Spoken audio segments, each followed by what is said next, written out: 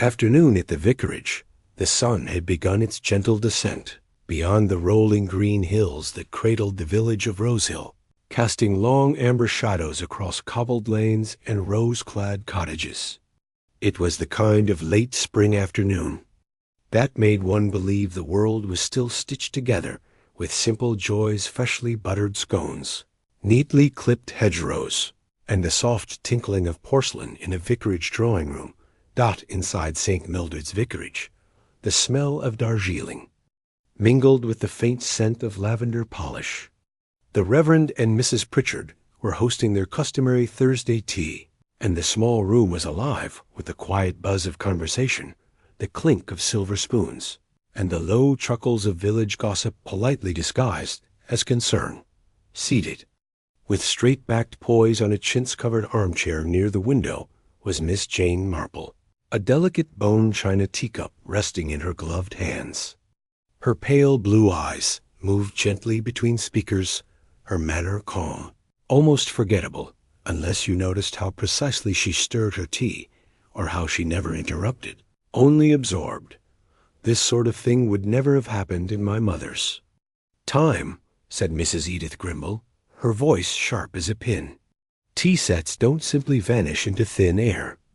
"Oh, I'm sure it's just a silly mistake," muttered Mr. Conway, the village's elderly bookseller, tugging nervously at his tie. "Perhaps someone moved it for cleaning?" "Moved it? For cleaning." Mrs. Grimble's voice went up. "Half an octave. A full Wedgwood set? That was passed down through 4 generations, mind you. It was the centerpiece of the Women's Guild auction table." The talk turned to speculation mild, as gossip always begins in Rosehill. Perhaps it had been misplaced. Perhaps the new girl at the inn, who had odd eyes and not the right accent, had wandered off with it. Perhaps a fox had dragged it away. Theories as wild as they were unlikely. Miss Marple, however, stirred her tea once more and said nothing. It wasn't the tea set, really. Not to her. That was merely the opening page of something that felt, to her experienced intuition, like a longer story, one whose ending would not be as charming or light as a misplaced dish. The next day, Rosehill woke up to murder. But for now, the sun filtered in golden strands through the vicarage window, catching the slight tremble of Mrs. Pritchard's hand as she poured another cup. No one noticed except Miss Marple. A Body by the Gatehouse, the first screen, came just after sunrise. Molly Finch, the postmistress's niece, had been cycling down Rosehill Lane, on her way to deliver the morning post, when she spotted something unnatural near the old gatehouse at the edge of Tarnfield Estate. At first, it looked like a bundle of clothes, perhaps discarded by the groundskeeper or a drunken traveler who'd wandered too far. But as she drew closer, her breath caught Dot. It was a man. He lay crumpled in the grass, face turned toward the dew-kissed earth, one arm stretched out unnaturally. A single leather shoe was missing. His tweed jacket was soaked with something darker than water. By the time Constable Doyle arrived, his bicycle chain rattling with urgency, the gatehouse was already surrounded by a small, uneasy crowd. Sleepy eyes in hastily donned coats. Murmurs of disbelief and fright. "Step back, please," Doyle barked, breathless. "Everyone please step away." The man was identified swiftly. Mr. Leonard Soames, an antique dealer from Bath, who had been visiting Rosehill to appraise several estate items, including a few heirlooms from Tarnfield Hall.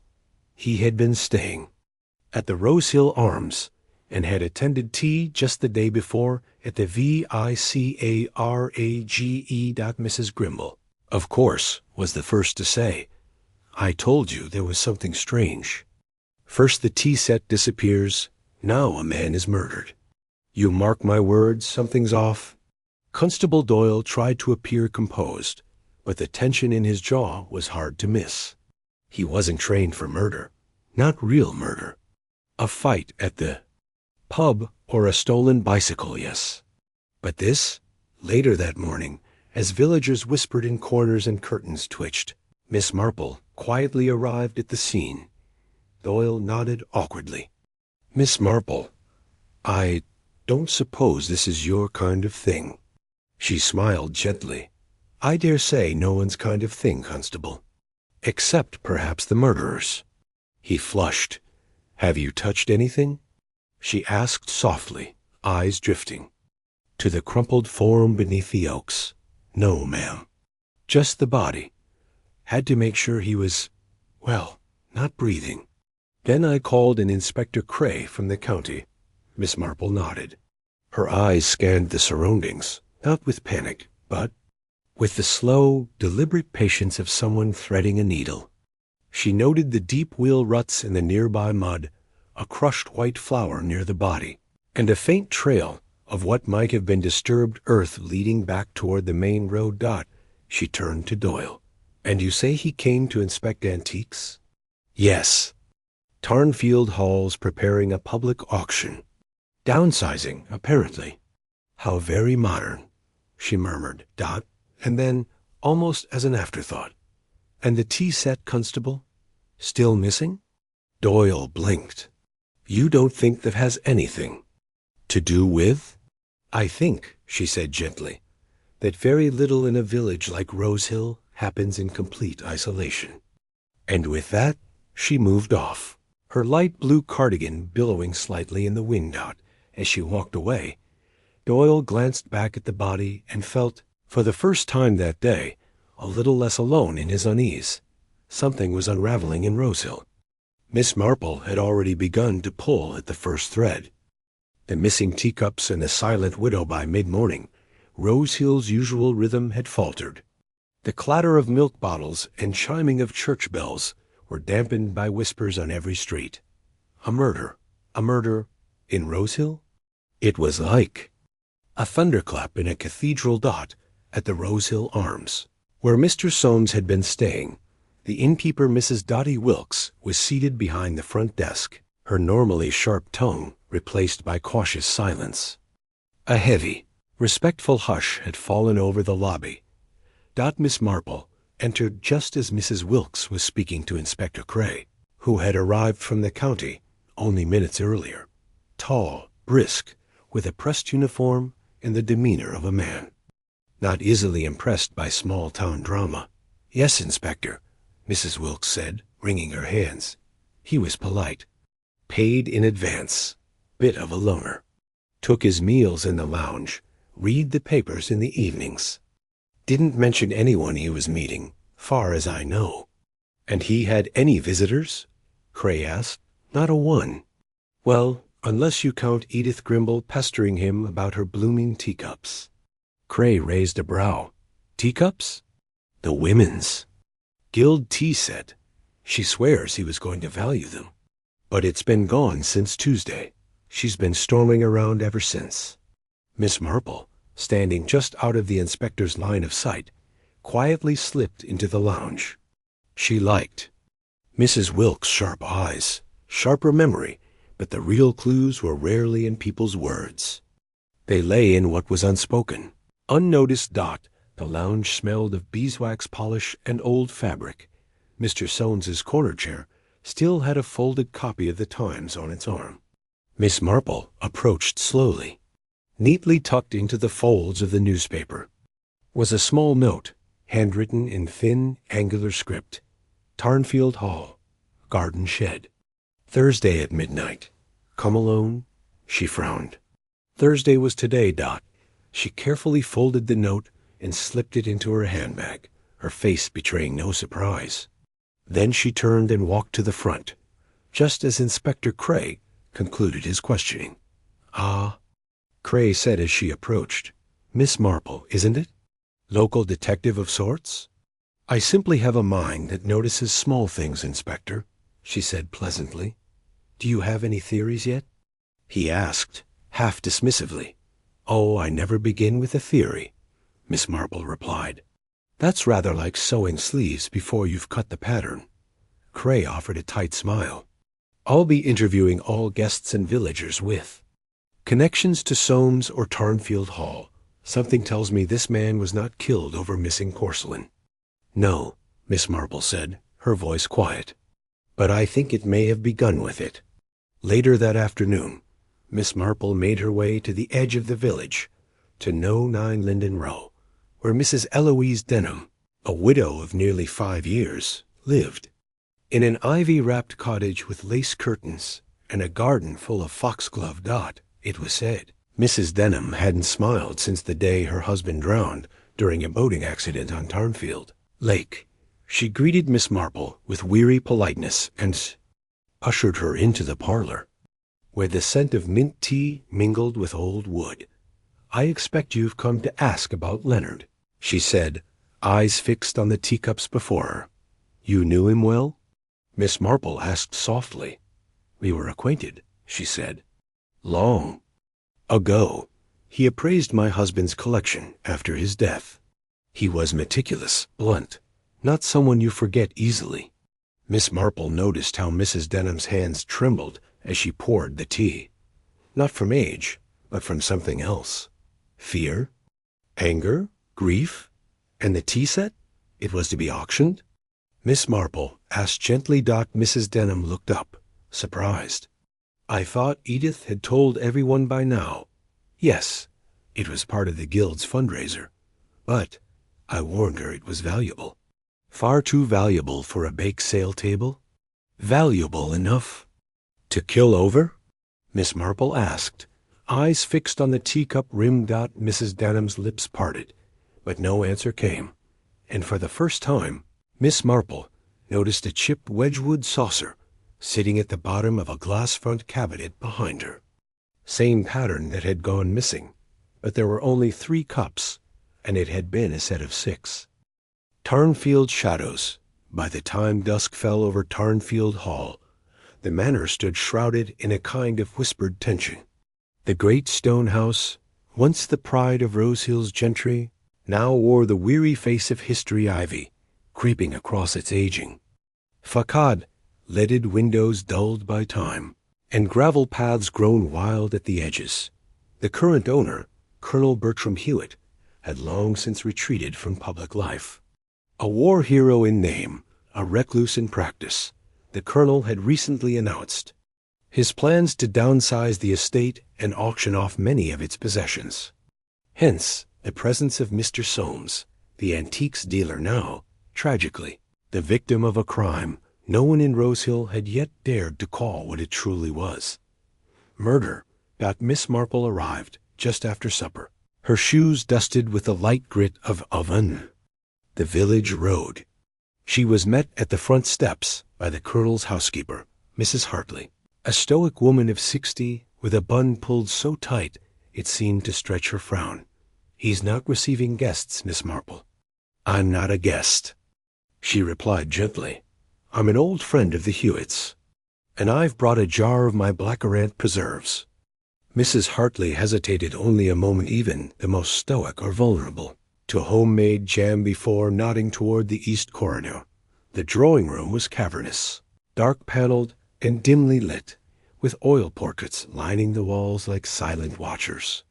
Colonel Hewitt sat in a leather armchair, wrapped in a tartan blanket, a half-empty decanter on the side table. "Jane Marple," he said with a dry cough, "still meddling where you don't belong? And you're still drinking things stronger." "Then you should," she replied sweetly, placing the jam beside him. "How is your gout?" He smiled despite himself. "What brings you to the lion's den?" "I thought we might talk about Mr. Soames." And the tea set. His expression tightened. "Ah, yes, that cursed tea set. Edith Grimble's pride and joy. Originally part of your late sister's dowry, if I recall." "You recall too much," he muttered. "I recall what matters," she said, folding her hands. The colonel stood slowly, pacing with his cane. Soames was asking questions, not just about the items, but about old affairs, family rifts, even about the lake. Miss Marple's eyes flicked upward. "Tarnfield Lake?" He nodded. The man was poking at ghosts. "Most of us have made peace with what we lost, but not everyone has." "Did he speak to Mrs. Denham?" The colonel paused. "He did. I saw her leave the grounds just 2 nights ago. And he received a note, she added, almost casually, asking him to return to the garden shed at midnight tonight. Bertram's face paled slightly. He's dead, Jane. You can't possibly believe he planned to meet someone again. I believe someone believed he would, she said. Enough to try to stop him. There was a beat of silence. Then the Colonel gestured to the far wall. If you're looking for secrets, Jane, go to the old shed. It hasn't been touched in years. She rose, thanked him, and quietly exited down the gravel path toward the overgrown garden at the rear of the estate. The garden shed. The air was colder there, heavy with scent of damp earth and rusted tools.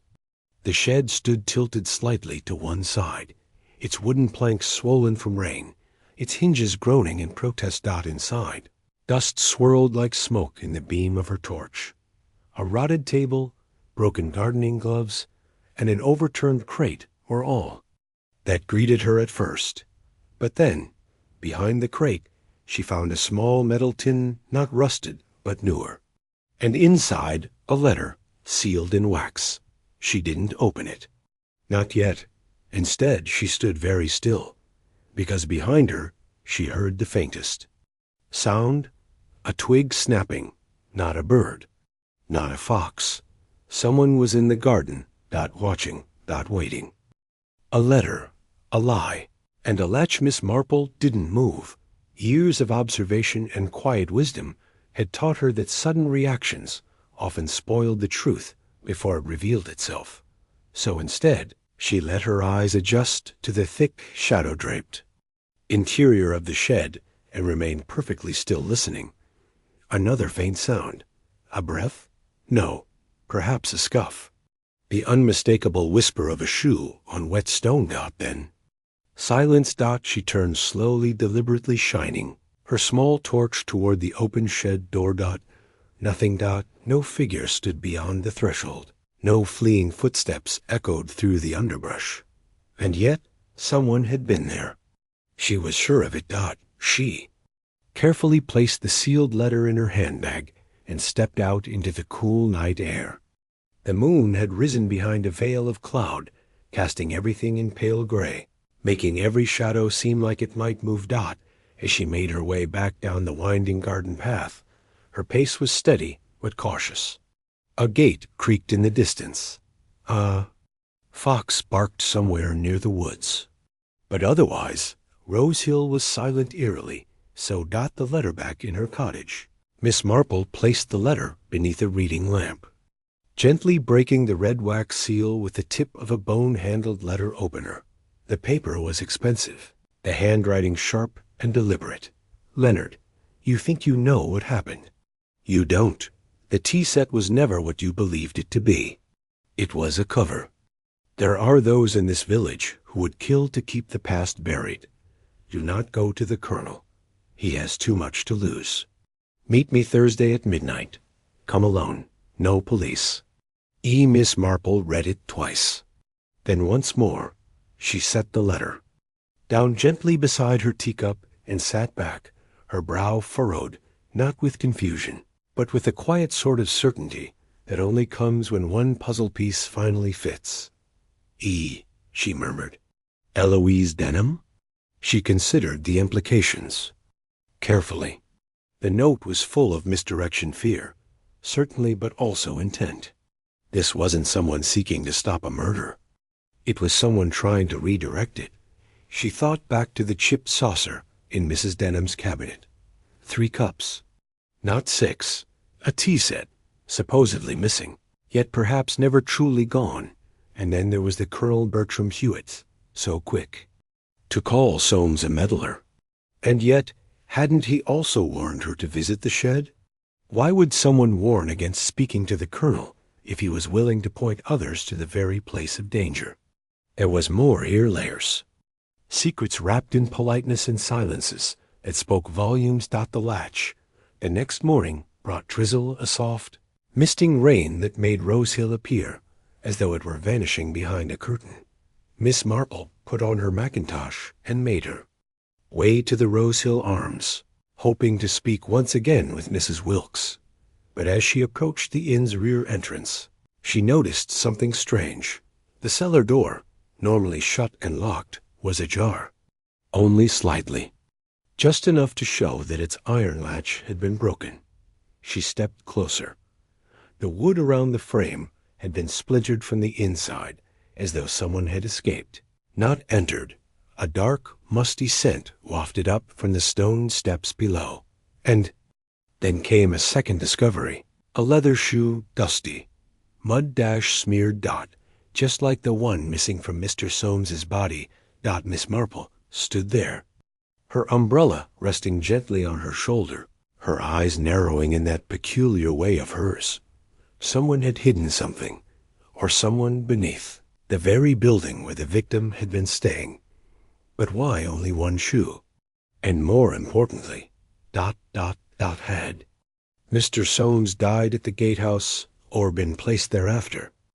Secrets in the cellar beneath the Rosehill Arms, was rarely used for anything but crates of cider and spare linens. It was cool, damp, and poorly lit walls of rough stone and low beams that creaked ominously when you walked beneath. Miss Marple stood at the threshold, the broken latch still swinging slightly from its splintered frame. She didn't step down immediately. Instead, she turned and knocked firmly at the inn's back door. Moments later, Mrs. Wilkes appeared, drying her hands on a cloth. She looked flustered, surprised to see Miss Marple so early, and more surprised to see her at the cellar entrance. "Miss Marple, you'll catch your death of cold standing out here." "I was more concerned someone else already has," Miss Marple replied gently, nodding toward the open door. "Your cellar seems to have had a visitor last night." Mrs. Wilkes's eyes widened. "Good heavens, I always lock that. Who?" "That's what I hope we'll find out," she said calmly. "May I?" Wilkes nodded, pale now, and held the door wide. Low with a torch borrowed from the innkeeper, Miss Marple descended the creaking wooden stairs. The smell of mold and aged apples lingered. Shelves lined the walls, bottles, blankets, and dusty jars. But it was clear something had been moved recently.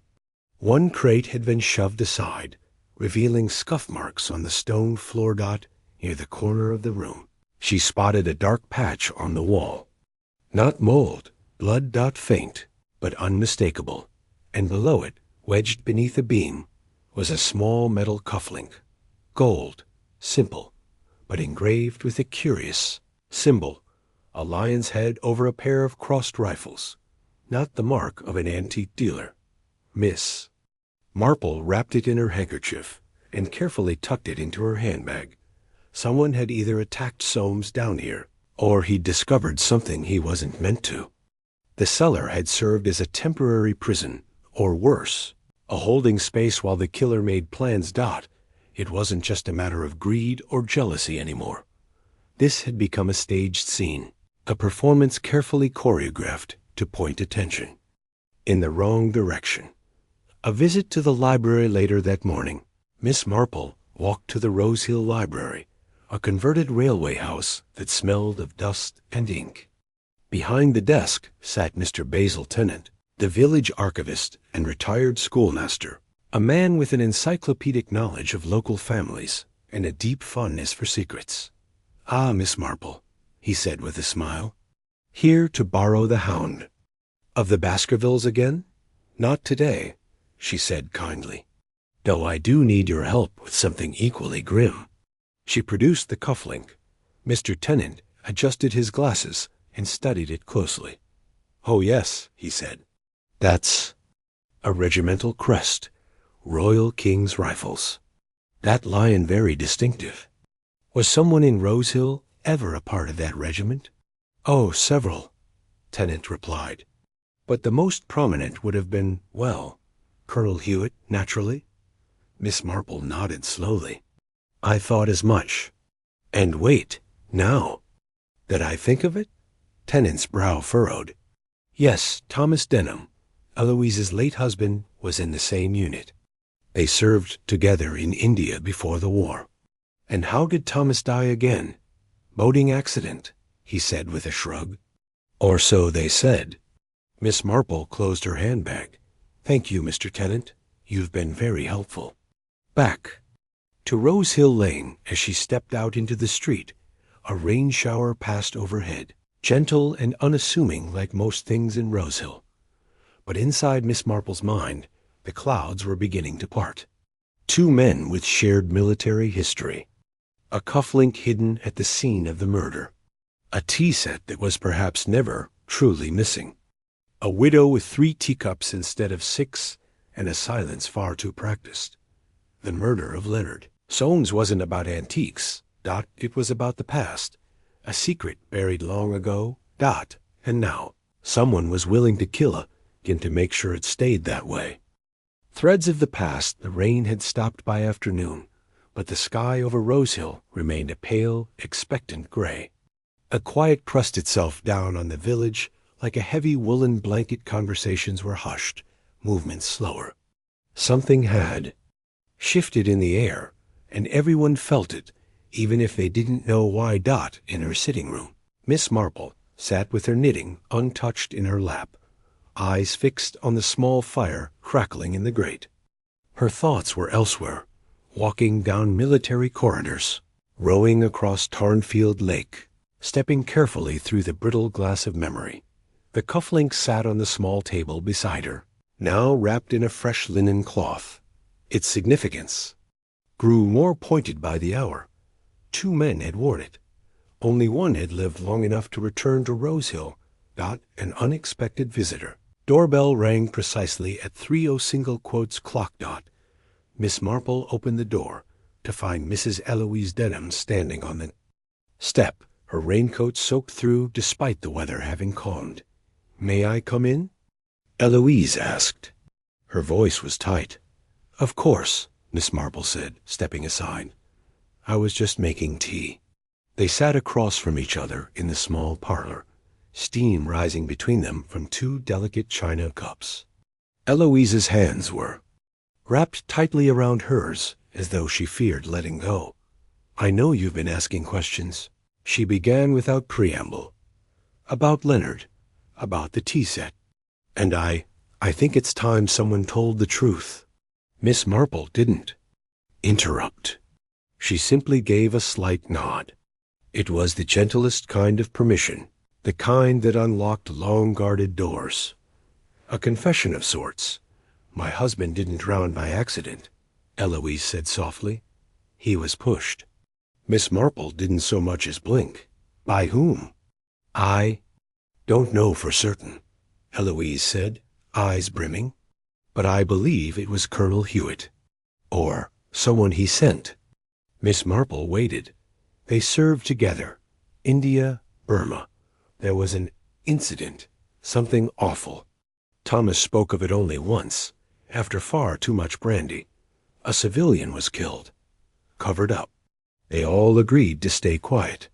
But Thomas had a conscience. And he kept records. Records? Eloise nodded. A file. Locked in a tin. Hidden in the back panel of his old traveling trunk. I only found it after he died. I wanted to destroy it. I did, but I was too frightened. And then, years later, Leonard Soames came, asking questions. He said he had reason to believe Thomas's death was suspicious. He tracked something from military archives. She took a shaky breath.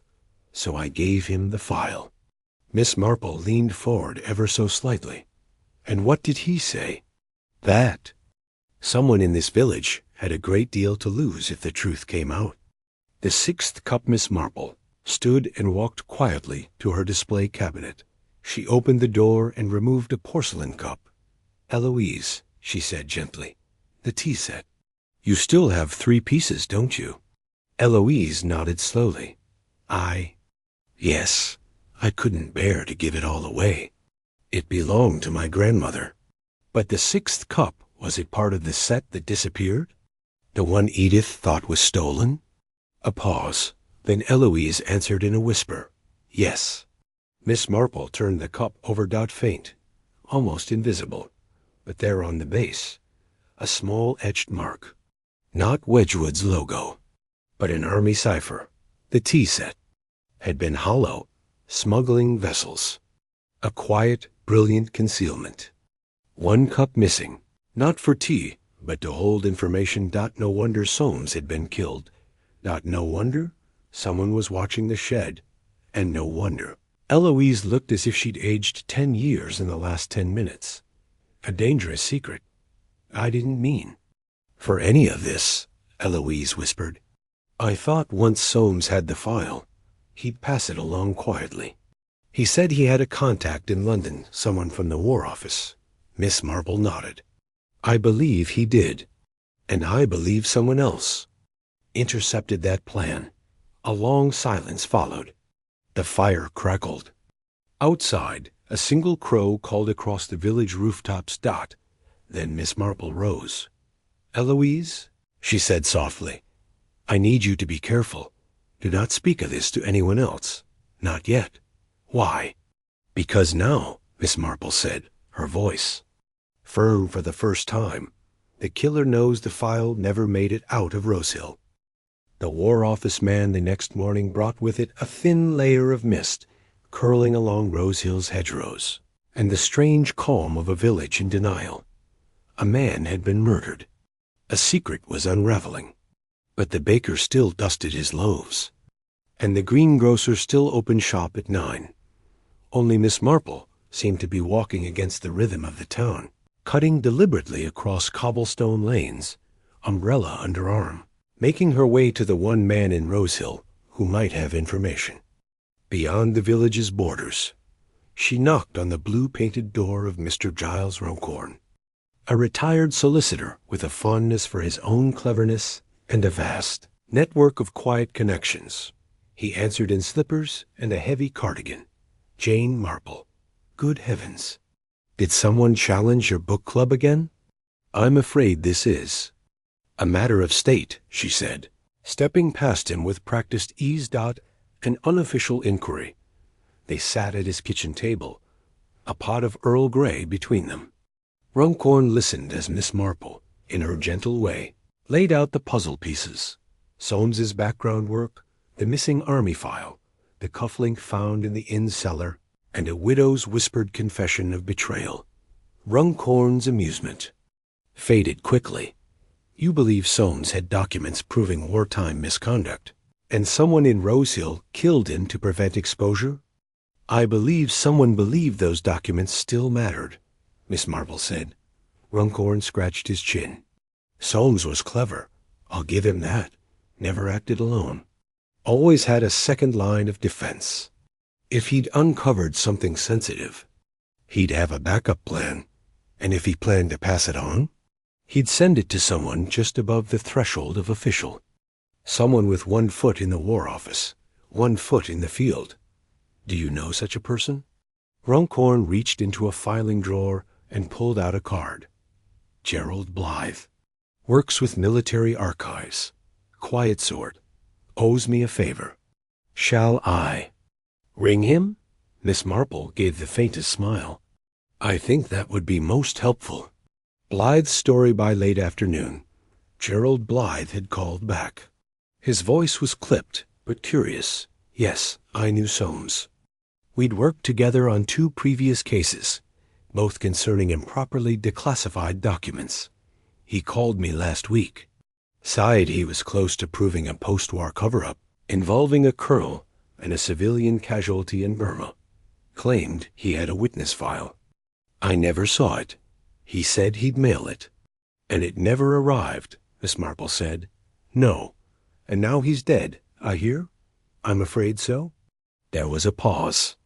Then Blythe added, if someone killed him for that file, it means whatever's. And it is still highly dangerous. You may be in more trouble than you think, Miss Marple. I usually am, she said calmly, but it tends to sort itself out. She hung up and sat quietly for a moment, her fingers tapping the teacup. He said he'd mail it. But if Soames was killed before midnight, the letter never left Rosehill. A visit to the post office, the village post office, was a squat brick building at the corner of Maple Street. where every parcel passed under the gaze of Mrs. Agatha Brill, a woman whose motto was, "Nothing leaves without a ledger." Miss Marple arrived just before closing.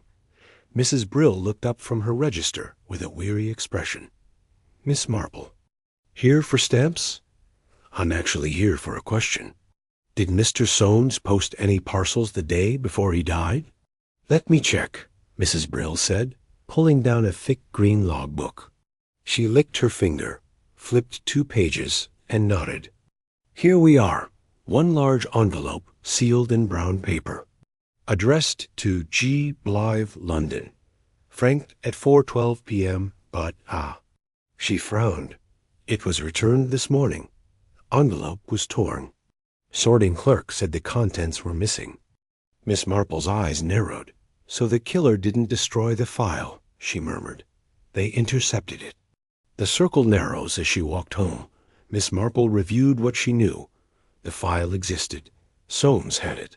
He was murdered this night. He intended to meet someone, likely to discuss that file. The file was mailed, but never left the village.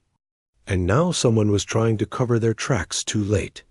The missing tea set, the murder, the cellar, the military symbol, all of it was part of the same chain. And at the center were 3 people. Eloise Denham, who had the file but claimed to pass it on. Colonel Hewitt, who had the motive and the military background. Someone else, hiding in plain sight. Miss Marple looked up as she passed the village green. Across the square, standing in the doorway of the church vestry, was Reverend Pritchard.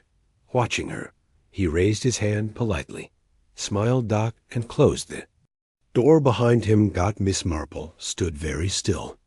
She hadn't spoken to the Reverend since before the murder, but something about that smile made her feel observed.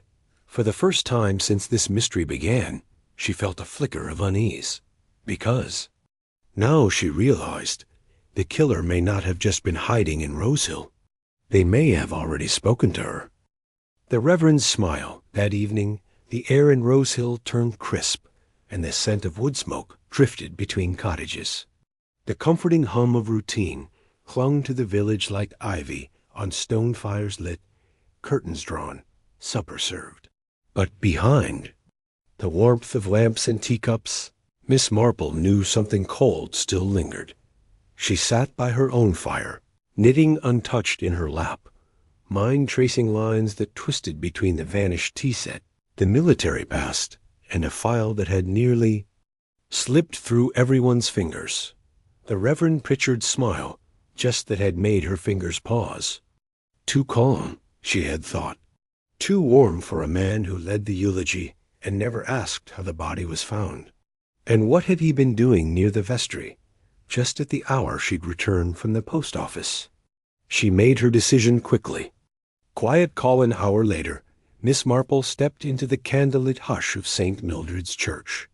The pews were empty, and faint organ music played from an old gramophone in the rear. The Reverend emerged from the sacristy in shirt-sleeves, polishing a brass candlestick. "Miss Marple," he said warmly, "I confess I didn't expect company this evening." "I find churches quite useful places for thinking," she replied, "especially when one must consider the nature of confession." He chuckled. "Good heavens, Jane should I be worried?" She smiled sweetly. "Oh, not unless you've recently lost a tea set, broken into a cellar, and intercepted a confidential military file." There was a flicker. It was brief, but his hand paused mid-polish. His smile returned a second later, but it had taken that instant too long. "You're joking, I hope?" Miss Marple didn't answer. She stepped forward gently and looked up into his face. "You were in the King's Rifles, were you not?" His smile faltered. "I was a chaplain, briefly." "So was Colonel Hewitt, and the late Thomas Denham. It seemed such a small world, though your name never came up in the village archives." He looked at her, then sat down in the front pew. His voice dropped. "I left the service under complicated circumstances. Was one of them a civilian death?" she asked softly. covered up years ago in Burma? One that Mr. Soames discovered through the file he received from Eloise Denham? The Reverend didn't speak. His hands folded, his eyes lowered. Leonard Soames was about to expose something that never should have been buried. Miss Marple sighed. Can someone in Rosehill didn't want that to happen? She paused. You knew about the file. You were waiting for it to come through the post. You couldn't stop him at the shed, but you could stop the letter. His voice, when it came, was low. It was never about the file. Miss Marple tilted her head. No? It was about who else might know. Once Leonard had it, it was only a matter of time before names came out. Hewitt, Denham, and me. She was quiet. You see, he continued, almost whispering now, I was the one who sent the telegram that brought the boy to that village. I gave the order. It was supposed to be safe. And it wasn't. He shook his head. No, he died. And we buried the truth, because it would have cost careers, families, lives. We told ourselves it was mercy. And now you've taken a life for it, she said gently. His head shot up. No, I didn't kill Leonard. I swear to you. I intercepted the package, yes. I knew what it was, and I meant to burn it. But I never touched him. Miss Marple believed him. But that only meant someone else had acted first. The second visitor as she left the church. Night had fully descended over Rosehill. The moon glinted on the damp streets, and her breath clouded in the cold. She passed Tarnfield Lane, her footsteps slowing as she saw the silhouette of Eloise Denham standing by the gate to the lake. Their eyes met. Miss Marple opened her mouth to speak, but Eloise turned quickly and disappeared into the shadows. Miss Marple stood still, because in that moment something snapped into place. The missing teacup had been kept, not stolen. The file had been given, but perhaps not fully. The meeting at the shed had been arranged, but no one showed. And Eloise had claimed she didn't know what was in the file, but had known everything. Miss Marple turned sharply back toward the village. Because if Reverend Pritchard didn't kill Soames, Eloise Denham may have done it herself. Secrets by the lake. The next morning dawned gray and wet, the kind of rain that clung to windows and soaked the hems of coats. Rosehill looked quieter than usual, as though the village itself were holding its breath. At Larkspur Cottage, Miss Marple stood by the window, watching the mist roll off the hedgerows. She had barely slept. The Reverend had confessed to intercepting the military file, but not to murder. His guilt was layered, regretful, and real. But Leonard Soames had died by blunt force. That took anger or desperation. And then there was Eloise Denham, who had vanished into the dark after their brief meeting at the lane. She had seemed frightened, or guilty, or both. Miss Marple tucked her knitting into a basket and reached for her coat. She had a feeling the answers waited not in parlors or tea shops, but down by the lake. Back to the water. The lake shimmered dully in the rain, its surface broken by gentle ripples. Miss Marple's boots crunched on wet leaves as she approached the wooden jetty, the same one where, just days ago, the village had gathered for the church fete. The spot was silent now, but something had changed. A rowboat, partially covered by a tarp, bobbed quietly against the pier. It hadn't been there the day of the murder. Miss Marple bent and ran her fingers along the rim. There were muddy fingerprints on the oars, fresh ones. A movement caught her eye. Eloise Denham stood under the willow tree, holding an old shawl over her shoulders. She did not flinch when Miss Marple turned to face her. You came back, Miss Marple said. I knew you would too, Eloise said softly. You always ask the right questions, and you always come here when you're close. They stood a moment in the rain, neither one speaking. Then Eloise said, You think I killed him, don't you? Miss Marple looked her in the eyes. think Leonard Soames died because of something buried 20 years ago. I think someone wanted to keep it buried. But I don't think it was you, Eloise." The widow's truth Eloise looked away, trembling. "I was the one who gave him the file," she whispered.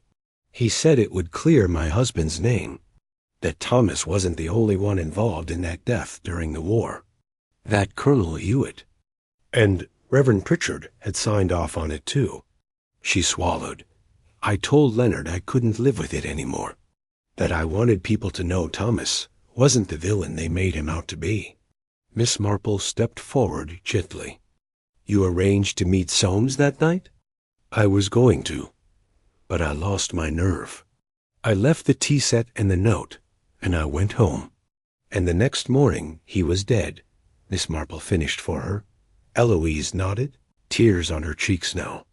"I didn't kill him, but I knew the file would make someone angry. I just didn't think. Not murder." A gloved hand Miss Marple was quiet. Then she asked, "Do you remember who knew about your meeting with Soames? Anyone who might have seen the note or heard your plans?" Eloise hesitated. "Only one person. Pamela, the young girl who helps at the vicarage. I mentioned it when she was delivering a basket for the fete, but she barely listens." Miss Marple's mind stirred. Pamela, the quiet, nervous girl who helped at both the vicarage and the post office, always flitting just behind the scenes. "Didn't tell Colonel Hewitt?" "No," Eloise said. "I haven't spoken to him in years. Not since." Miss Marple didn't press her.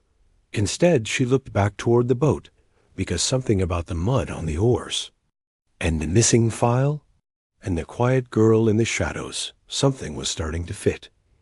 Later that day, by mid-afternoon, the rain had stopped, and Miss Marple made one last stop before tea. Rose Hill Post Office. "Agatha," she asked gently, "has Pamela been in today?" Mrs. Brill looked up, lips pursed. "Not since yesterday. Said she had a headache." "Why?" "Just curious," Miss Marple said, and left. But as she walked away, she pulled a note from her handbag, a list of deliveries Pamela had made the day before the murder. One to the vicarage, one to Eloise, one to Colonel Hewitt. That wasn't a coincidence. Pamela had known Eloise's plans. She had been in the Colonel's house, and now she was missing Dot. Miss Marple turned toward the Hewitt estate, heart beating fast, because now she wasn't wondering who killed Soames. She was wondering how far someone would go to keep their secrets buried, and who they might silence next. The Colonel silenced Miss Marple, had always trusted her instincts. They were not loud things. They didn't come in shouts or panic, but soft whispers, curling like steam from a teacup.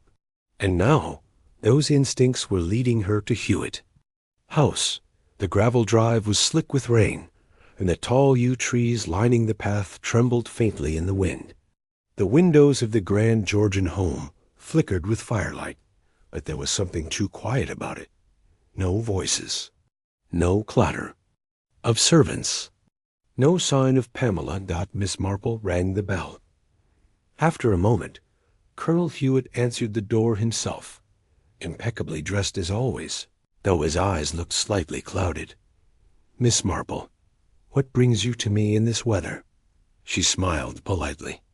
"I thought it best we spoke about Pamela." The Colonel's expression did not change, but a tick began to flutter just under his left eye. "I don't know what you mean." "I believe she may have come to you," Miss Marple said calmly, "the day before Leonard Soames died. She may have told you that Eloise was planning to meet him. She may even have shown you the file." The Colonel stepped back, jaw tightening. "Come inside." Behind closed doors, the sitting room was warm, with a crackling fire and the scent of pipe, tobacco lingering in the curtains. Miss Marple remained standing. Hewitt poured himself a brandy, but offered her none. He drank deeply before speaking. "She was a foolish girl," he said, voice low. She thought she'd found something some truth. The file came to me. Not because I asked for it, but because she didn't understand what it meant. She said Eloise trusted Soames, but not me. Can you believe that? He gave a bitter laugh. Miss Marple said nothing. I only read the first 2 pages, Hewitt went on. And I knew then, if Soames made that public, careers would crumble. Not just mine, the church, the War Office. The whole bloody battalion's honor dragged through the mud over a single boy's death in Burma. And what happened to the girl? Miss Marple asked softly. There was a pause. Then I sent her. Away. Where? To my sister's cottage in Westbourne.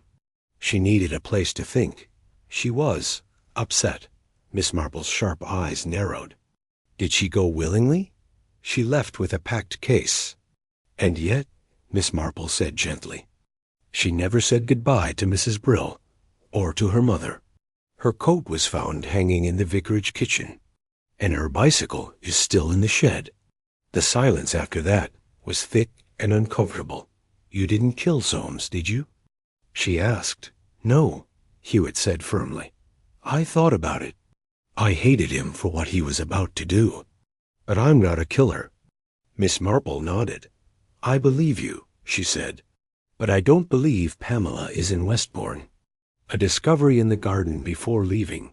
Miss Marple asked permission to walk through the garden. Hewitt hesitated, then nodded stiffly. Rain had softened the soil underfoot, and the garden glistened with puddles. But it wasn't the flowers she was interested in. It was the tool shed. The padlock was unlatched. Inside, it smelled of damp earth and oil. Old gardening gloves hung neatly. But something was off. A faint scent of perfume. A girl's scarf, floral and soaked through, was stuffed behind a sack of peat. Miss Marple's heart sank. Pamela had been here, and someone had tried to hide it. An urgent message. She hurried back to Larkspur Cottage and rang the station. Inspector Cray? She said, breathless. You must come at once. I believe we have a second victim alive. I hope. The inspector arrived within the hour, along with 2 constables. Miss Marple led them straight to the shed. Within minutes, they had uncovered a trapdoor beneath the sacks and tools. Below it, a shallow root cellar, cold, damp, but just deep enough to a muffled cry. They dropped down. Pamela, weak, cold, frightened, but alive. She was wrapped in a blanket, barely conscious, but murmuring something over and over. I didn't mean to. I just wanted to stop him. The real killer back at the cottage. Pamela told her story slowly, shakily. I found the file, she said. When Eloise left it out, I didn't mean to look, but I did. I saw what it said. About Colonel Hewitt. About the boy in Burma. I didn't understand it all, but I knew it was bad. She looked at Miss Marple with tear-filled eyes. I told him. I thought he'd do the right thing, but he just got angry. Said it would ruin everything. He made me promise not to tell anyone. And I did, but I was afraid. She trembled, so I went to Soames myself, told him what I saw. That's when he said it was real, that it was all true. He said he'd go public. Her voice dropped to a whisper. And I followed him to the shed. I only wanted to scare him, to take the file back before he could use it. But we fought. I pushed him. He fell. Tears now streamed down her face. He hit his head, and I ran. Miss Marple's reflection. The next morning, the rain had passed, and the sky was soft. With the colors of dawn, Rosehill felt hushed. Changed. Pamela had been taken into custody, but gently. Colonel Hewitt would likely be tried for obstruction and concealment, but not murder. Miss Marple sipped her tea in silence. So much pain, born from one wartime tragedy. One lie, one death. And the chain reaction that followed. She looked out the window at the quiet village green. Evil didn't always arrive in a scream. Sometimes it whispered, in secrets, in silence, in what people refused to face. But the truth had come out, and Rose Hill could breathe again. The final pieces the sun had returned to Rose Hill. It filtered through lace curtains and warmed front lawns, now scrubbed clean by days of rain and revelations. But inside Larkspur Cottage, Miss Marple was already dressed, her notebook open. Before her, she wasn't done. Pamela's confession had cleared much of the fog, but not all. Some things didn't quite fit, and Miss Marple never left a puzzle incomplete. She studied her notes. Soames was pushed, but not instantly killed. His body was found near the gatehouse, not the garden shed. Eloise Denham's note hinted at another layer, and that missing file, the one everyone was willing to kill for, was still gone. She tapped her pencil on the margin. "Someone moved the body," she whispered. "Someone still has the file." The real end hadn't come. Yet, a visit to Eloise. Miss Marple walked briskly to Ivybank Cottage. Eloise Denham answered the door, looking pale, but not surprised. "I was wondering when you'd come," she said softly. They sat over tea, and Miss Marple went straight to it. Pamela confessed. But it wasn't just her, was it? Eloise closed her eyes. No. She pushed him, yes. But someone found him after. Someone who still had a stake in keeping everything quiet. Someone who moved the body to muddy the timeline. And someone who made sure the file vanished. Eloise's hands trembled as she poured the tea. "I thought, if I could warn him, Leonard might run. Or burn it all. But he didn't. He said people deserved the truth, no matter what it cost. He was braver than I was." Miss Marple was quiet a long moment. "You still have the file, don't you?" Eloise hesitated, then reached behind the cushion of the settee and pulled out a brown folder tied with string. "I couldn't destroy it," she whispered. "But I couldn't release it either." Inside the file back at her cottage, Miss Marple sat in her armchair and untied the file carefully. The contents were worse than she imagined. Reports from Burma, post-war trials, hush-hush testimony about a cover-up involving a British officer and the suspicious death of a young private. The officer? Colonel Bertram Hewitt. The boy? His name, Thomas Denham. Miss Marple blinked. Denham, Eloise's brother. She understood it all now. Hewitt had buried the past. Soames had uncovered it. Eloise had hoped to control it. Pamela had panicked. And a young man, Thomas, had died forgotten, while an entire village carried the shadow of secrets never spoken. The final conversation later that day, Miss Marple invited Inspector Cray to tea. He sat stiffly, not used to lace doilies and rose-patterned teacups, but he listened closely as she laid out the final chain of events. Pamela Denham confronted Soames and, in a panic, pushed him. He was injured but not dead. Later that night, Colonel Hewitt, checking on the shed, found him alive but incoherent. Fearing what Soames might still reveal, he carried the body to the gatehouse and made it look like a stroke. Meanwhile, Eloise had retrieved the file and hidden it, unwilling to destroy it, but unable to go public. And in all of this, the truth, the old truth, was that a war crime had been buried under years of silence, shame, and false loyalty. Inspector Cray sat back. "And what should I do with this?" he asked quietly. Miss Marple sipped her tea. "Do what is just, not what is easy. That's what Soames wanted. I dare say it's what young Thomas deserved, too." Aftermath in the weeks that followed. The case made quiet headlines. Colonel Hewitt was stripped of his honorary roles. Eloise Denham left Rose Hill, returning to London and the anonymity of the city. Pamela, after time and care, was expected to be spared a trial, her actions deemed tragic but not malicious. The village, slowly stitched itself back together. Flowers returned to the green. Church bells rang again. But those who had lived through the affair would never quite forget the months when a tea set, a file, and a forgotten grave brought everything to the surface. Miss Marple's last note. That evening, Miss Marple wrote a letter to her nephew Raymond. My dear Raymond, this case reminded me once again how the past is never really past. It lives in the corners of every house, between the lines of every polite conversation. Sometimes it takes a lie to reveal the truth, but I do wonder how many more villages like Rosehill carry such ghosts.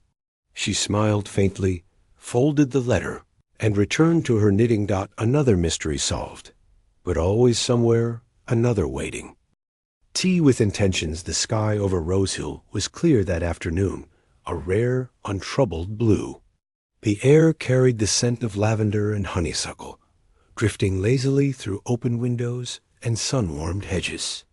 Yet beneath that postcard piece, the village was holding its breath. Miss Marple, however, was planning a tea party, a very specific one. She had invited 6 people: Eloise Denham, Pamela, Colonel Hewitt, Reverend Pritchard, Inspector Cray, and Mrs. Weatherby, the woman who'd first noticed the tea set missing. A curious guest list, to say the least. They all arrived at Larkspur Cottage just after 3. The sitting room was set as prettily as a ladies' club in Mayfair. Fine bone china, lace doilies, and a tray of homemade seed cake. Please, Miss Marple said, do sit. I thought we might recreate the scene. Eloise paled slightly. Pamela looked as though she might faint. Colonel Hewitt's jaw tensed. I beg your pardon? You were all at the fete that day, Miss Marple said lightly, and you each had tea. Or rather, most of you did.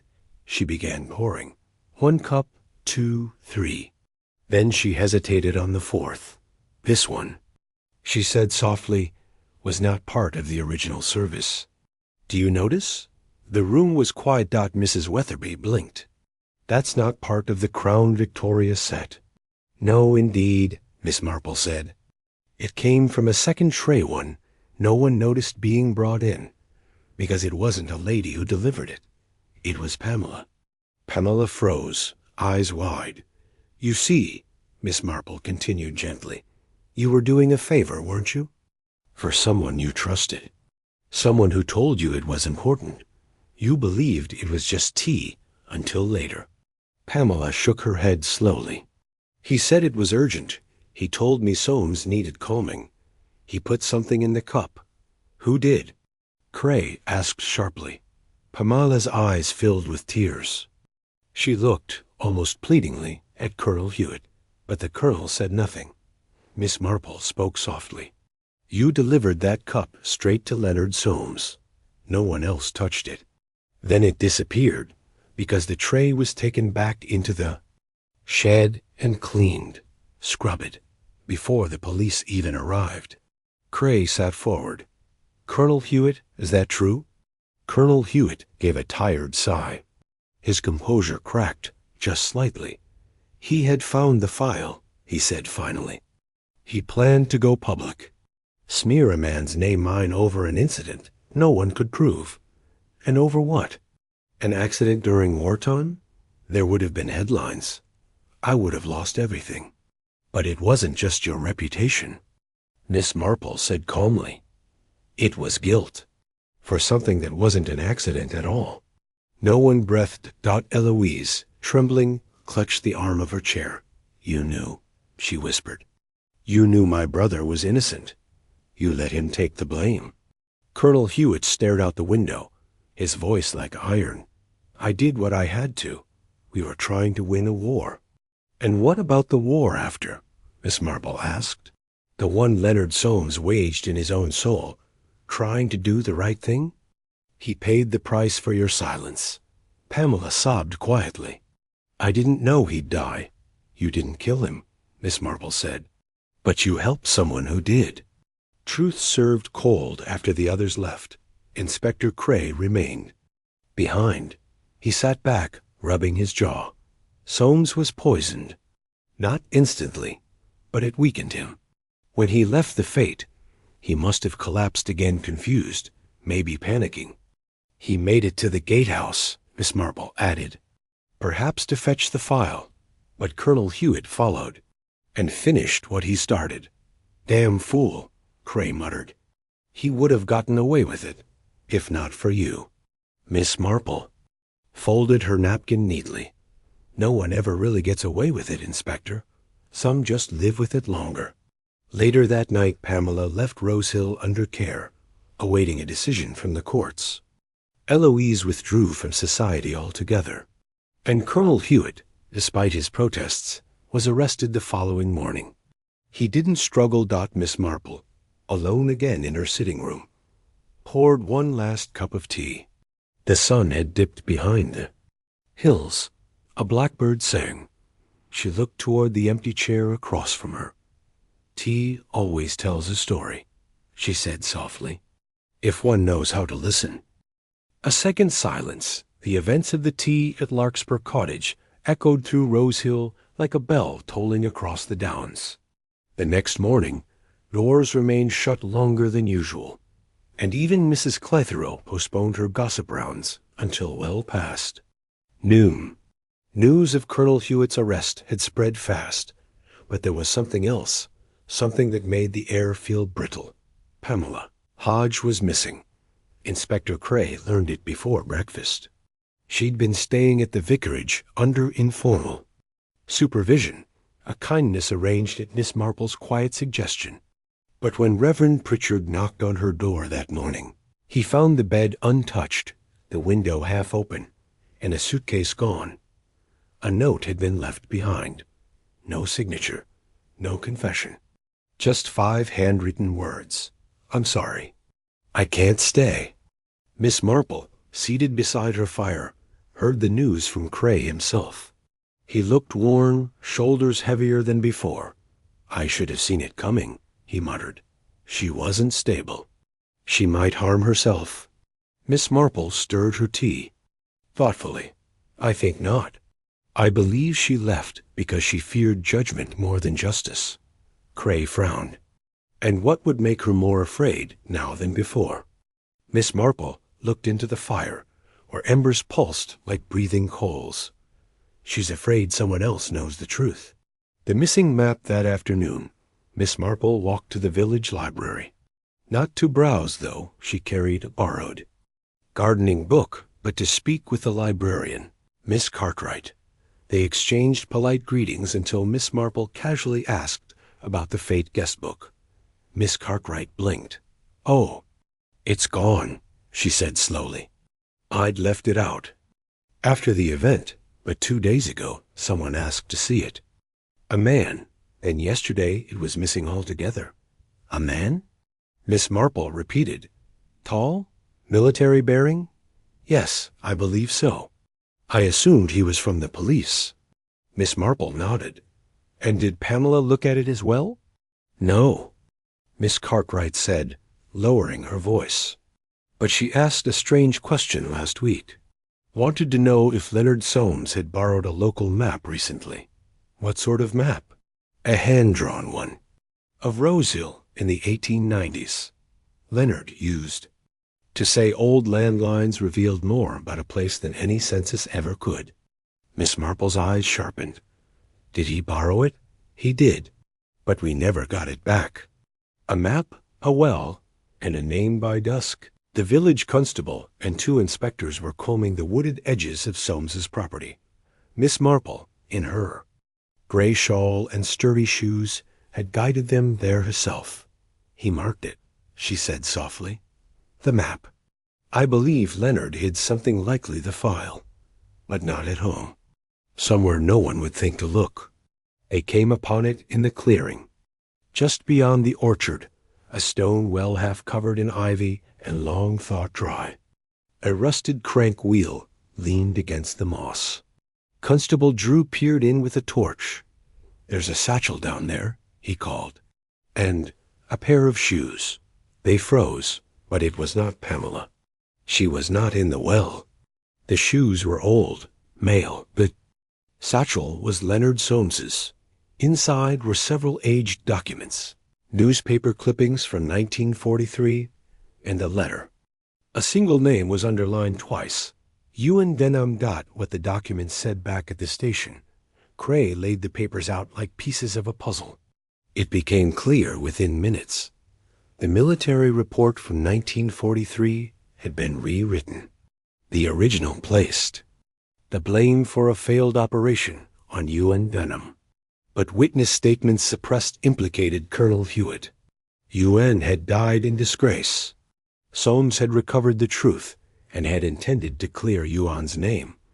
Miss Marple sat with Eloise. That evening, "He died trying to help your brother," she told her gently. Leonard carried that burden for years. He hoped in the end to right the wrong. Eloise wept. For her brother, for Soames, and for the cost of silence. And still, no Pamela, but Pamela had still not been found.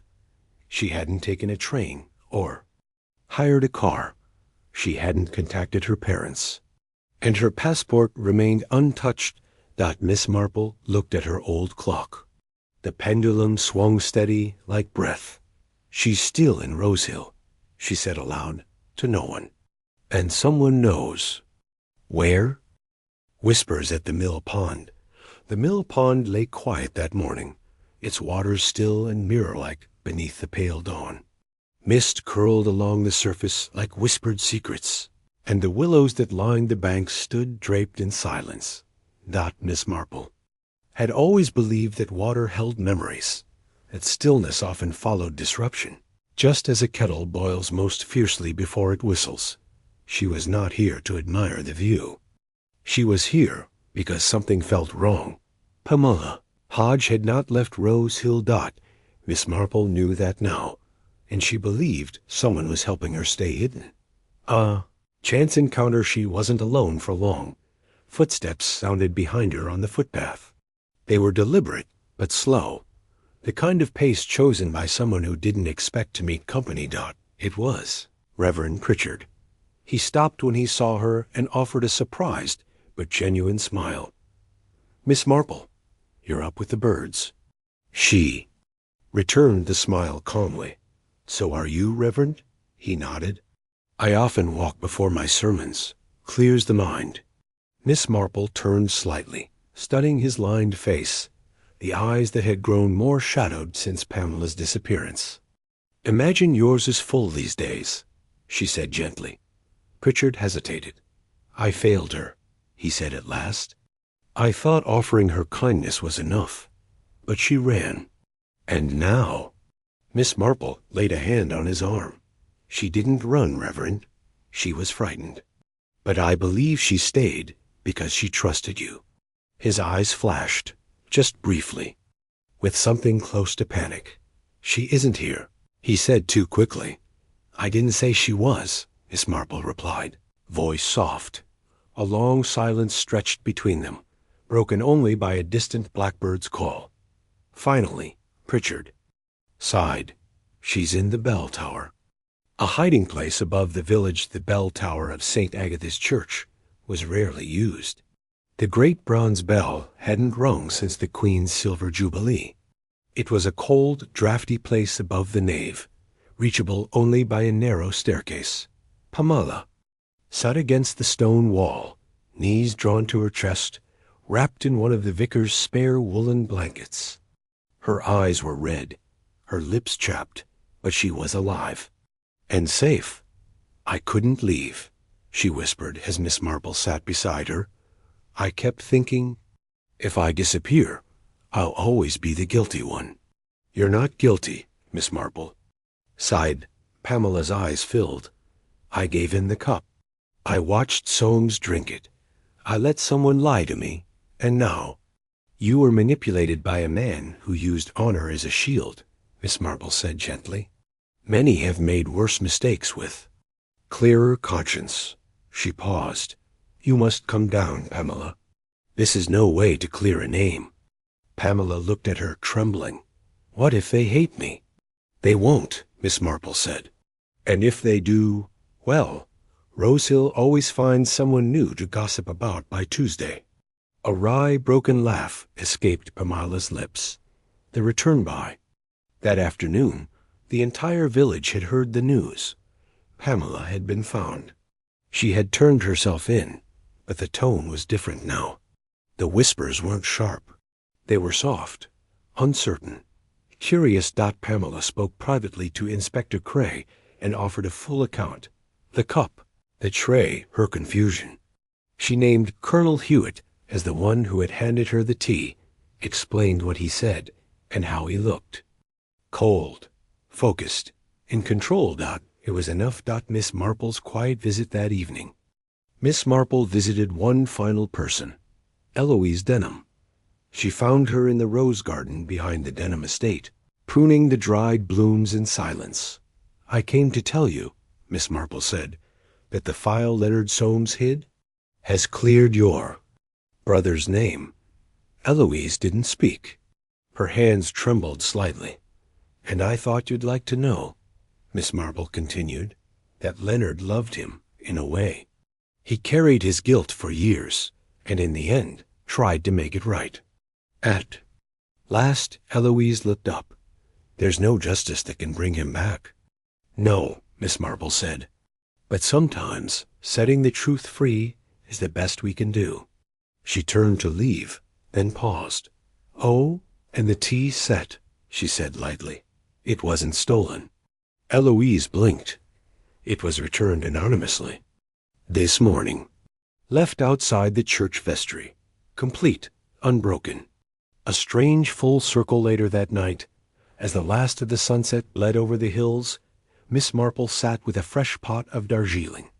There was no storm now. Just quiet. She lifted her teacup and smiled faintly to herself. "Even the vanished things come back," she whispered, "if we ask the right questions long enough."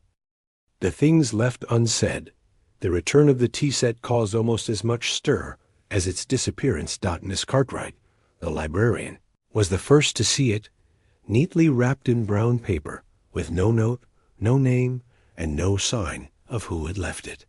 She alerted Reverend Pritchard, who unlocked the vestry door to find the full silver service placed gently on the wooden bench inside. Each piece gleamed, not with newness, but with care, freshly polished, perfectly arranged. There was no doubt. The tea set had not been stolen. It had been hidden. And now it had been returned. Theories spun quickly.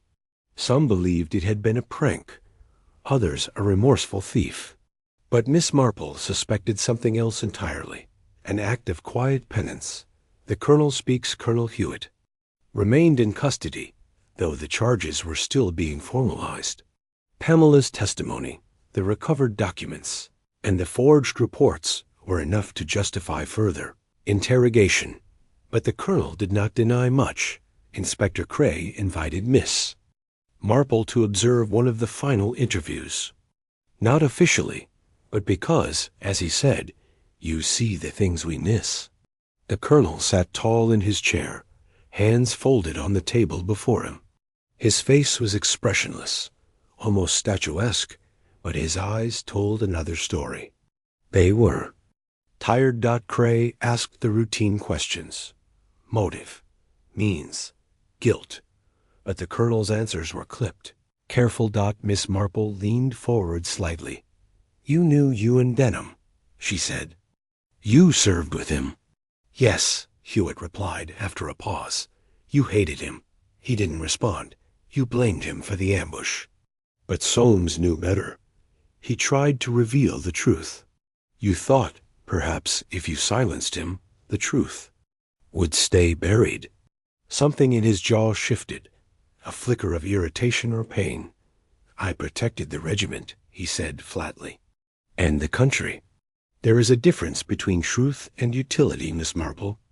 One saves reputations, the other gets men killed. And yet," Miss Marple said softly, "you brought down both." He didn't answer. A visitor in the garden that evening. As a pale moon rose over Rosehill, Miss Marple tended her garden, though less to prune and more to think. The case had nearly resolved. But a final thread tugged at her mind. She was not surprised when Eloise Denham appeared by the gate. She stood quietly, holding something wrapped in a silk cloth. "I wanted to give this to you," Eloise said, her voice low. It was a letter. "From Leonard Soames. Unopened. Double quotes. I found it in the drawer of his study," she continued. "Dated 3 days before his death. I couldn't bring myself to read it. Until now." Miss Marple took the letter and carefully unfolded the pages.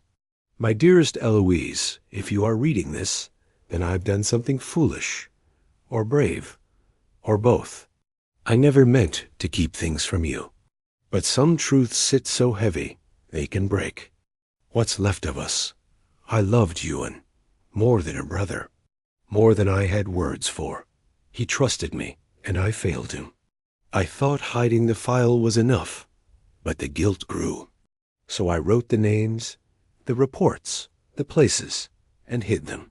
If anything happens to me, know this: it wasn't your fault. I just couldn't live in a world where silence hurt more than truth. Forgive me. Yours, Leonard." Eloise wiped her eyes, but didn't cry. "He was always braver than he believed," she said. Miss Marple folded the letter gently. "And you were always kinder than you knew." Quiet justice by the week's end. Colonel Hewitt was formally charged with conspiracy to conceal evidence in connection with the wartime report and the murder of Leonard Soames. Pamela was not charged. She gave further statements, and the village, surprisingly, showed her compassion. She was last seen boarding a train to Oxford, where she would begin anew, this time in her own name. The tea set remained at the church. Reverend Pritchard decided it would be used during the Sunday teas once again, just as Mrs. Weatherby would have liked. Miss Marple declined an invitation to the next one. "I find I prefer a quiet cup at home," she said, smiling. Final reflection. That night Miss Marple walked through her small drawing room, the windows open to the summer breeze. Another case solved. Another life altered. She looked at the hearth, where her knitting sat half-finished, and finally allowed herself to sit. Not to work, just to be still. "They say the past is gone," she whispered to the air. "But really, it just waits until we're ready to listen." And with that, she reached for her cup and sipped the tea that had not vanished. Tea Leaves and Truth's Rosehill had begun to breathe again. It was subtle, like the first signs of spring after a bitter frost. The market stalls reopened with fresh rhubarb and flowers. Mrs. Kemble's cat returned from wherever it had sulked off. Tio. Children began playing again outside the post office, chasing hoops and skipping stones, as if death had not recently brushed the edges of their village. But to Miss Marple, the peace felt fragile, like china on a narrow shelf.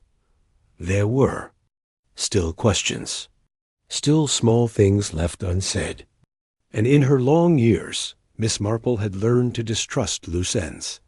A teapot with no owner, it was something Pamela had said. Just before she left, she'd spoken of the tea set being handed to her by Colonel Hewitt, how it was already prepared, how everything had been arranged when she entered the rectory kitchen. But there was one small inconsistency. Pamela had said the teapot was warm when she arrived, but Colonel Hewitt had come directly from the garden, where he'd been seen pruning his hedges, not boiling kettles. So, who had made the tea? Who boiled the water? Miss Marple couldn't let it go. The rectory revisited late the next morning. Miss Marple visited the rectory once more. Reverend Pritchard greeted her kindly, though his eyes were drawn. The sleeplessness of late guilt and early sermons. "Forgive the intrusion," Miss Marple said as she stepped inside. "But I had a small question about the teapot, the one used the day Mr. Soames died." Pritchard looked puzzled. "I believe Colonel Hewitt brought the tray to Pamela." "Yes," Miss Marple said gently, "but I don't think he prepared it." A pause. Pritchard's fingers twitched faintly at his side. "I did," he said quietly. He asked me to. I thought nothing of it at the time. Miss Marple's eyes remained steady. And did you notice anything odd? A smell? A powder? He shook his head. Nothing, but he watched me very carefully. A visit to the apothecary that afternoon. Miss Marple made her way to the small chemist's shop near the green. Mr. Fellows, the apothecary, was dusting the front shelves when she entered. "Ah, Miss Marple," he said cheerfully. "Headache? Again?" "Not today," she smiled. "I was hoping to ask about purchases made around the time of Mr. Soames's passing." "Anything unusual?" He furrowed his brow. "No poison sold, if that's your angle. But, yes, there was a request," he said slowly, "for powdered belladonna. Not unusual on its own. It's sometimes used in veterinary practice. But odd in how it was asked for. Very precise. Measured, as though for a tea infusion." Miss Marple nodded slowly. "Who bought it?" He looked sheepish. "I didn't see." "The note was delivered by post, and signed with the name of Dr. Ayers." Dr. Ayers had died 2 years earlier. The final thread back at home. Miss Marple laid the facts before her as she always did, mentally, like cards on a table. Pamela was used. Colonel Hewitt planned the poisoning. But he didn't act alone. The poison was prepared in advance, perhaps even added to the tea before the tray was assembled. A false prescription had been written under a dead man's name. She closed her eyes. One person had the motive, the means, and the access to the rectory, the chemist, and the knowledge to forge such a note. Not Colonel Hewitt. Eloise Denham. Confrontation. At dusk the sun had begun to dip behind the treetops when Miss Marple arrived once again at the Denham house. Eloise greeted her with calm. Too calm. "I imagine you have questions," she said as she poured 2 cups of tea. Miss Marple didn't drink hers.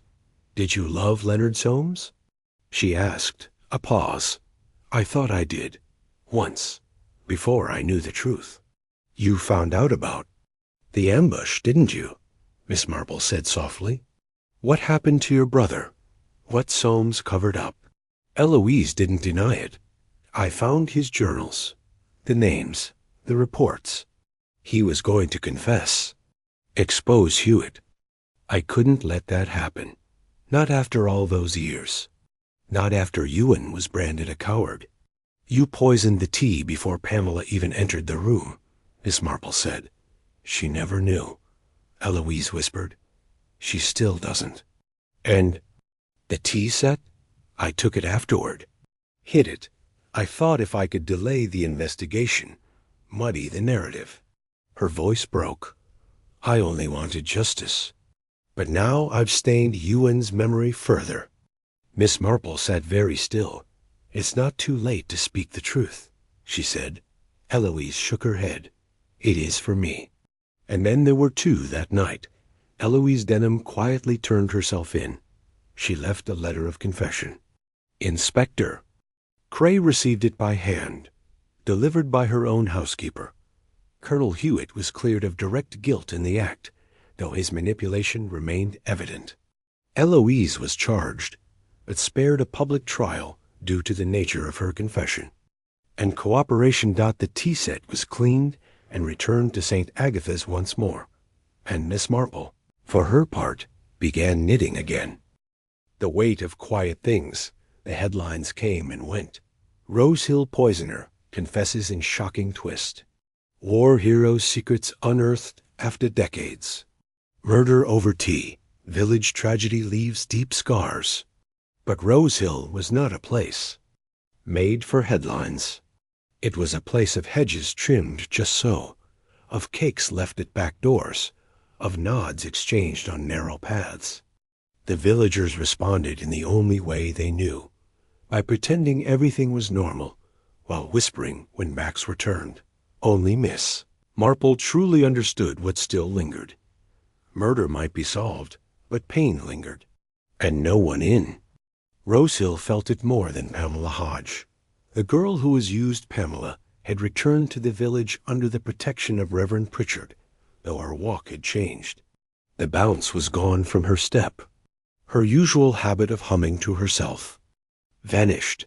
The villagers were polite. Too polite. No one said anything cruel. But no one invited her to tea. Miss Marple saw it. She saw everything. And that morning, she decided she must act out an invitation to tea. Miss Marple set a table in her garden. Nothing fancy. A sponge cake, some cucumber sandwiches, and a fresh pot of salon. She sent Pamela a note in her neat, looping hand. Dear Pamela, I would be very glad of your company for a quiet tea. Just us and the roses. Fondly, J. Marple. When Pamela arrived, her eyes were wary, but she smiled. You're the only one who doesn't look at me like I'm broken, she said as she sat. Miss Marple poured her tea. That's because you're not, but I was part of it, even if I didn't know. You were manipulated, Miss Marple replied, by people much older, cleverer, and crueler than you. Pamela blinked hard. Do you ever stop feeling guilty? Miss Marple looked at the flowers swaying softly in the wind. Only when you begin to forgive yourself. A visit from Inspector Cray later that evening. Inspector Cray visited Miss Marple's cottage. He carried a folder under one arm and a small gift bag in the other. You are right about everything, he said simply, placing the folder on the table. Eloise's letter matches the chemist's account, the forged note, and the handwriting. She did it. Miss Marple looked unsurprised. And the tea set? Cray opened the gift bag. Inside was a small porcelain cup, one of the missing set's saucers, found hidden in a box of embroidery at Denham's house. The rest were in her attic.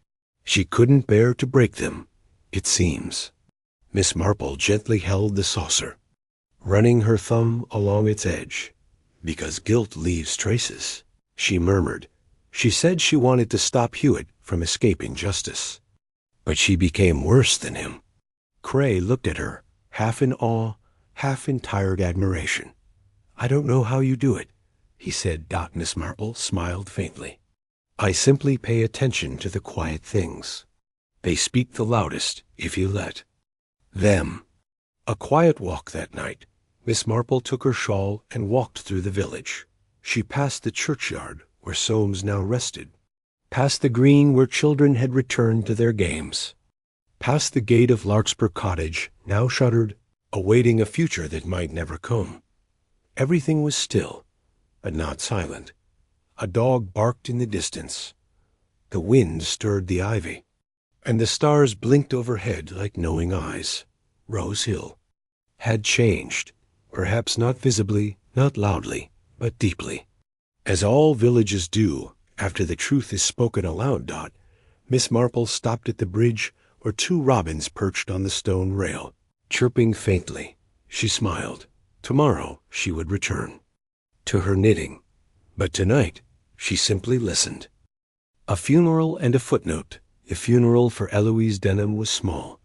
She had passed away quietly in her cell, just 2 weeks after her confession, her body having finally surrendered to the grief and shame she had kept at bay for so many years. The official cause was a heart condition. But in Rose Hill, people whispered a different story. She died of guilt, murmured Mrs. Porter at the grocer's. She was already broken, replied Mrs. Kemble. She only ever wanted justice, said Reverend Pritchard softly. But Miss Marple said nothing. She simply attended the burial. Dressed in charcoal gray, she stood back beneath the elms and let the village draw its own conclusions. As she often said, truth, like good tea, doesn't need forcing.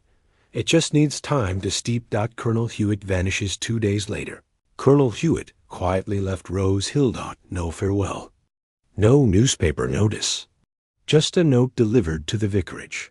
I find I no longer belong here. There is nothing more to say. Rumor had it he was bound for France, or the Channel Islands, or some remote coastal town where no one would ask questions about war records or tea sets, or who really bore the weight of a friend's death. Miss Marple for her part, didn't chase rumors. But she sat by the fire that night and wrote a letter she never intended to send. To those who believe they can escape the past, one does not run from consequences, only from witnesses. And even in solitude, the truth remains. She folded the letter and tucked it into her diary.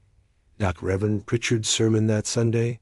Reverend Pritchard gave a sermon that Rosehill would remember. He spoke of sin, yes, but also of forgiveness, of conscience, and of the small kindnesses that can save a life when judgment cannot. We are not here, he said, to sort the living into categories of good and wicked. We are here to bind wounds and remember that none of us is beyond weakness.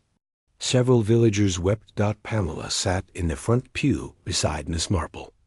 Her hands were no longer trembling. The tea set returns. The final chapter of the village's ordeal came not with a bang, but with a quiet knock. It was Mrs. Tate, the St. Agatha's church caretaker, arriving at Miss Marple's cottage with a wrapped parcel. They returned it, she said, eyes misting. The missing tea set. It's whole, untouched. Miss Marple unwrapped it slowly. The delicate rose-patterned china gleamed as if it had never been tainted. It belongs back at the altar, she said softly, where it can remind people not of death, but of restoration. The village breathes again by the end of the month. Rosehill began to feel like itself once more. The shops stayed open later. Children's laughter returned in full. The Women's Institute resumed meetings, and even voted to hold a summer fete in memory of those they had lost. Miss Marple declined to run the cake stall, but she offered 3 jars of her best quince jam and a suggestion to place the tea set on a pedestal in the community hall, along with a small brass plaque that read, "Vanished and returned. Let truth always come to light." She didn't sign her name. Patterns in the dust summer descended gently over Rosehill, and with it came a strange stillness, not just of the air, but of the village's soul. It was the kind of calm that follows a storm, the kind that left everything seemingly in its place, and yet not quite the same. Miss Marple sat in her garden under the climbing roses, needlepoint in hand, her mind not on the stitching, but on the curious persistence of memory. She was thinking of patterns, not of the thread, nor of the flowers blooming in timed precision along her garden wall, but of human behavior, of the invisible designs that repeated generation after generation in small English villages. A visit from young Inspector Cray arrived unannounced, hat in hand, his usual brisk step slowed by something less procedural and more personal. "Miss Marple," he said, settling into the wicker chair across from her. "I've come to thank you." "I hope it isn't for the tea set," she said dryly, passing him a slice of ginger cake. "I merely suspected it hadn't gone far." Cray smiled, then sighed. "No, for seeing what I didn't, what I couldn't." Miss Marple looked at him carefully, her eyes like the still surface of a pond. "You saw more than most. You simply lacked the advantage of long observation." Cray leaned back. "Is that what it is, then? Time? Is that your secret?" "Not time, Inspector. Attention. People show themselves in how they speak, and more importantly, in what they don't say." He nodded. "I'm transferring, you know. They've offered me Cambridge Division." Miss Marple raised an eyebrow. "Higher crime rates, no doubt. Less jam. Considerably less jam." They both smiled.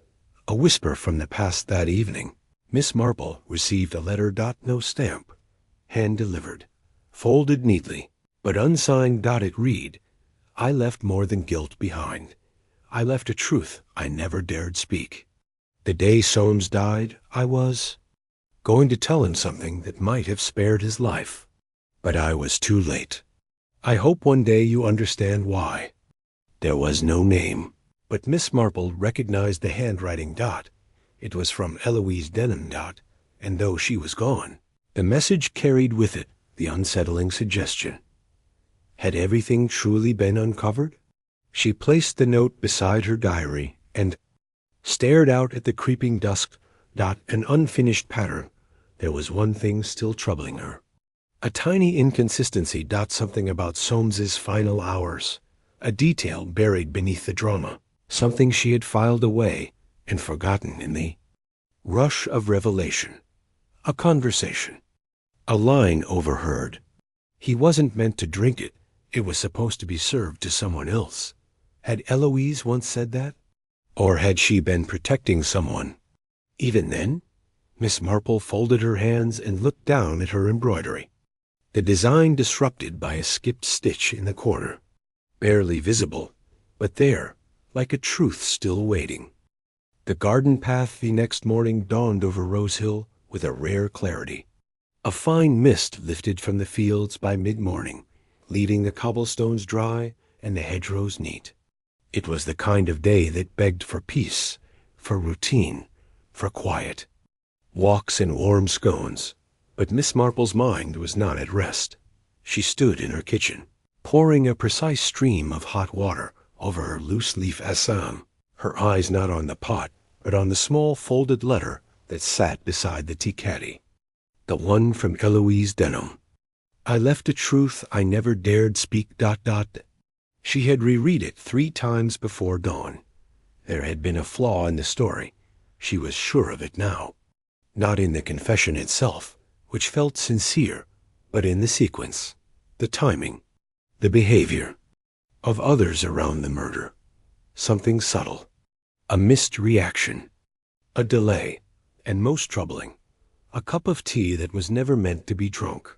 The return to the scene by midday, Miss Marple found herself walking back toward the church hall, where the Women's Guild auction had been set weeks ago, the place where the tea set had gone missing, and where the first clues had begun. The room was silent now. The tables cleared, but she could still see it in her mind.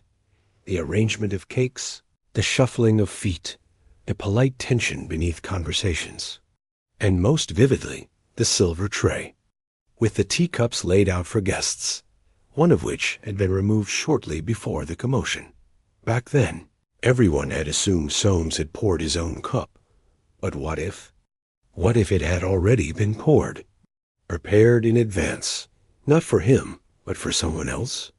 The second target, that phrase from Eloise's confession, returned like a whisper on the wind. He wasn't meant to drink it.